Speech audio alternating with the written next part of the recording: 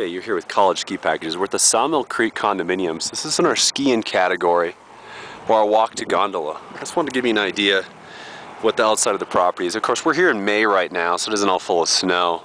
But you can see they've all got a private little balcony. Main Street is right down here, so you can walk to the bars from here, which is a big amenity for staying at these condos. Condos are going to have full kitchens and living rooms, as well as a fireplace.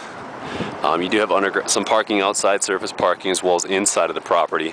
Again, these are Sawmill Creek condos.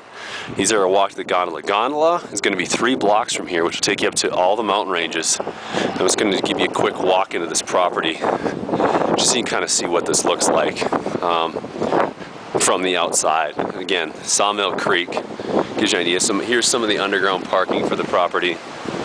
And of course, one of the real cool things about this place is you've got the river running right through it. Look at that view.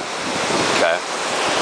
Here's what the condos look like here at Sawmill Creek. This is with collegeskipackages.com. If you're interested in booking a winter break ski or spring break ski trip in the ski-in category, a walk to gondola, call us at 1-800-821-2176. It's 1-800-821-2176. And that's going to be with collegeskipackages.com.